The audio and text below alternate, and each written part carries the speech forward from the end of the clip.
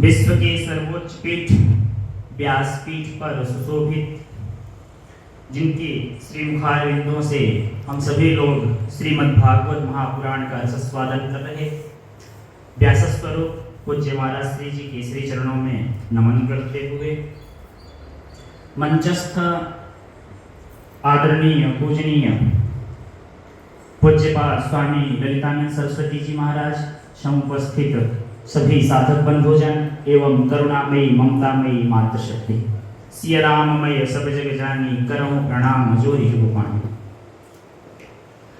आज यह भागवत का षष्ठम दिवस, यह ज्ञान योग धीरे धीरे अपने विश्राम वेला की तरफ है। यह वांगमयी मूर्ति भगवान की, भगवान ने तो उद्धव जी से कहा, उद्धव मैं कहीं जा नहीं रहा हूं, तिरोधाय प्रविष्टोयम श्रीमद्भागवतारणम्। यह इस भागवत को हम लोग भगवान की वांगमयी मूर्ति बोलते हैं। भागवत का मूल विषय ही है जीवस्य तत्व जिज्ञासा, यथार्थ सत्य है। हमारे मूल वेदांत का एक ग्रंथ है जिसका नाम है ब्रह्म सूत्र। 555 सूत्र हैं, 191 अधिकरण हैं, जिसका पहला सूत्र ही है अथातो ब्रह्म जिज्ञासा। जी, हम जगत में जिज्ञासाएं तो बहुत करते हैं, अनेक चिंतन करते हैं, मनन करते हैं, किंतु यथार्थ जिज्ञासा कौन सी है?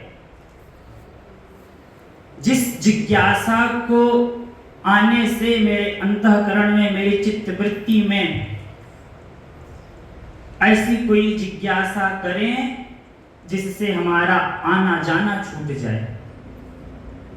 संसार में प्रायः देखा जाता है, हम मनुष्य किन्हीं कारणों से यह शरीर हमें प्राप्त हुआ, मनुष्य शरीर, हम जिज्ञासाएं तो बहुत सारी करते हैं। घर की कर लेंगे, दुकान, दफ्तर, नौकरी, गाड़ी, बंगला आदि नाना प्रकार की जिज्ञासा करते हैं। कोई रास्ते से जा रहे थे, कोई चीज दिखा, वो तो पीछे छूट गया, किंतु 10 मिनट हमारे चित्तवृत्ति में चलता रहता है, अरे ये चीज कैसे हो गया, ये दिखाई दिया, हमने पहली बार देखा। वैसे ही अगर हम इन शास्त्र में आएंगे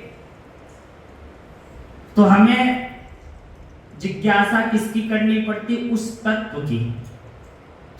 ब्रह्मसूत्र में आया अथातो ब्रह्म जिज्ञासा। हम ऐसी जिज्ञासा करें जिसको जान लेने से हमारा आना जाना छूट जाए। जी, गोस्वामी जी ने तो लिखा ना, जन्मत मरत दुसह दुख कोई। ऐसी कोई चीज हो जिसको हम जान लें, फिर कुछ जानने की जरूरत न हो। ऐसी कोई चीज है जगत में जिसको मैं पा लूं, उसके बाद फिर कुछ पाने की जरूरत ना पड़े। यह श्रीमद् भागवत महापुराण, इसको स्वाध्याय करने से, चिंतन करने से, श्रवण करने से, मनन करने से, इसमें वो 4 अक्षर है ना, भा, ग, व और त। इसको अगर कोई श्रवण करता है तो भ माने भक्ति मिल जाती है। जी, दूसरा अक्षर है ग। अगर भक्ति मिल गई तो भी जीवन हमारा अंतःकरण अभी संतुष्ट नहीं हुआ है। जब तक आया भागवत में ना महात्म्य, भक्ति देवी ने कहा त्रयाणाम सहचारित्वात्, हम जहां रहते हैं हम तीनों साथ साथ रहते हैं। जिसके जीवन में श्रीमद् भागवत महापुराण जो श्रवण करता है, उसके जीवन में भा माने भक्ति, ग माने ज्ञान, तीसरा अक्षर है वैराग्य और चौथा है त। तो जिसके जीवन में भक्ति भी है, ज्ञान भी है, वैराग्य भी है, तो महाराज फिर तयानी वो तर जाता है। पर कैसे भक्ति करना है, कैसे ज्ञान करना है, कैसे हमें वैराग्य करना है सबके अंदर थोड़ी थोड़ी मात्रा में है। बिल्कुल भागवत जी से प्रेम था तभी आज हमें कुछ संख्या दिख रही है। हाँ? अब 1-2 दिन के लिए तो अपना घर छोड़ करके आए हैं, बिल्कुल वैराग्य है तभी तो आए हैं। हाँ? भक्ति है। अब वो भक्ति बाके बिहारी जी हैं, हमारे भागवत महापुराण जी हैं, और थोड़ा बहुत ज्ञान की लुभासा होगी, चले भागवत सुन लें। बिल्कुल कैसे होगी तो भगवान ने गीता जी के 10वें अध्याय में सूत्र दिया, हम किस पर कृपा करते हैं, यह मेरी भक्ति, मेरा ज्ञान, मेरा वैराग्य किन साधकों को, किन भक्तों को कृतार्थ करता है। तो भगवान ने अर्जुन से कहा, अर्जुन जो मेरी कृपा है ना, जो मेरी करुणा है, मैं हर को ऐसे किसी को बांटता नहीं रहता। जैसे प्रायः आप संसार में देखें, आपकी जो संपत्ति है, आपका जो धन है, आप किसको दोगे? किसी अपने को तो दोगे। भगवान ने भी वैसे कहा, जो मेरी कृपा है ना, वो खैरात शब्द है, खैरात, खैरात में मैं नहीं देता किसी को। किसको देता हूं? तो भगवान ने बोला, तेसाम सतत युक्तानाम भजताम प्रीति पूर्वकम तदामि बुद्धिम योगम तम येन माम उपयान्ति ते। तेसाम सबको नहीं, भगवान ने लगाया तेसाम, उन सब में भी कौन और कैसी भक्ति करते हैं? तो तेसाम सतत युक्तानाम, सतत माने जिनका अंतःकरण, जिनकी चित्त वृत्ति सदैव मुझ में लगी रहती है।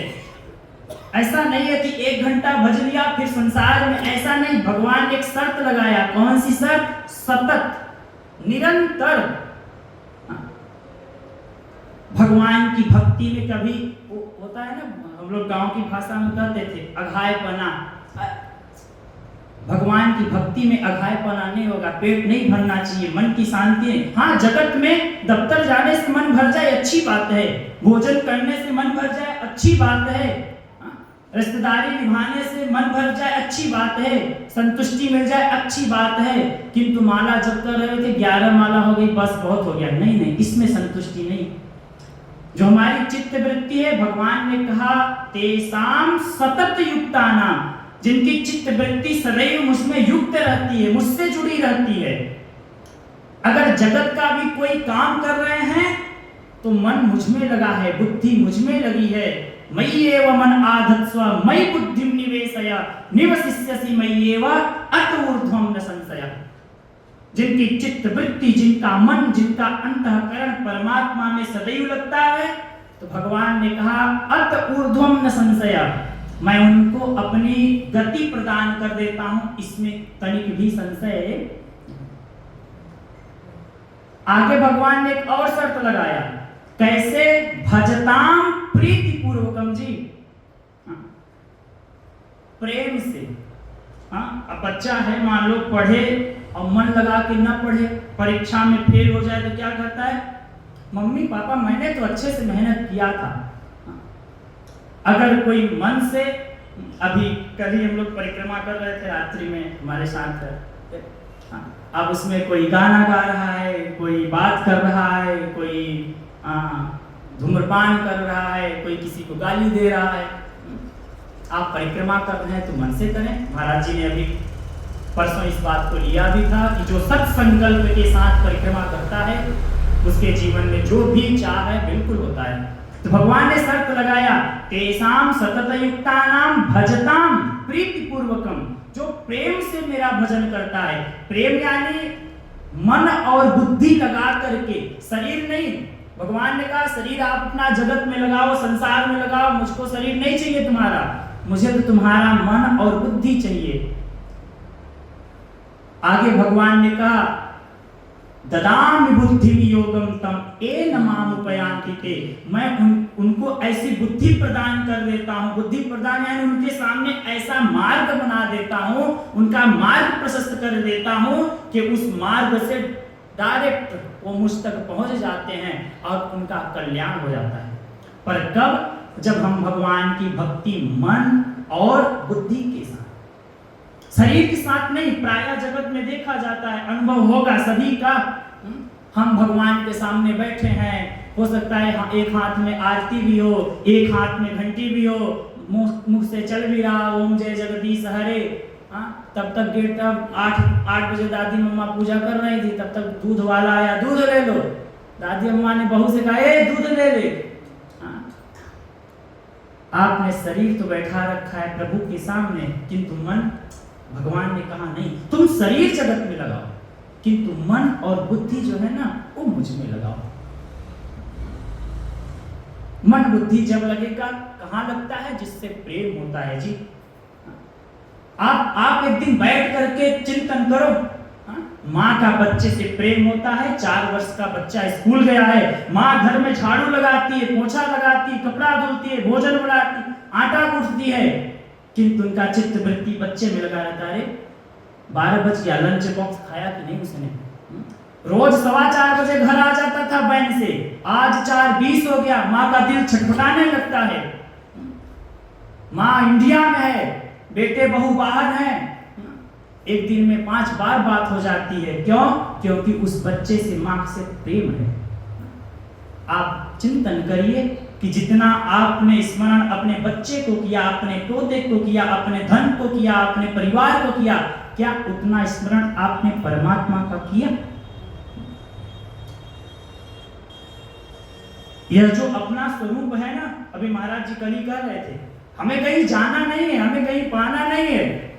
ईसावास्य उपनिषद में आया तद दूरे तदवंति के, वह जो मेरा आत्म स्वरूप है वो मैं स्वयं हूं। जैसे दर्पण में धूल जम जाता है, उस धूल को जैसे साफ करें, उसको वो दर्पण को कहना नहीं पड़ता दर्पण मैंने धूल साफ कर दिया, मुझे अपना प्रतिबिंब चेहरा दिखा दे। आपने जैसे ही धूल साफ किया, आप स्वयं अपने उस दर्पण में दिख जाते हैं। कमरा है, कमरे में लाइट जल रही है या लाइट नहीं, आपने जैसे स्विच दबाया, जैसे बटन दबाया, लाइट जल जाती है। जैसे स्विच दबाया, अंधकार अपने आप गायब। अंधकार को नहीं करना पड़ता कि मैंने बटन दबा दिया, ये अंधकार तू जा। वैसे ही जिस दिन वह जो आपकी आसुरी प्रवृत्तियां हैं, ईर्ष्या, लोभ, लालच, दंभ, कपट आदि, जैसे उस अंतःकरण से दूर होंगे, आप अपने स्वरूप में निष्ठ हो जाएंगे। और ऐसे महापुरुषों की कृपा तो निरंतर हम सब पर बनी रहे।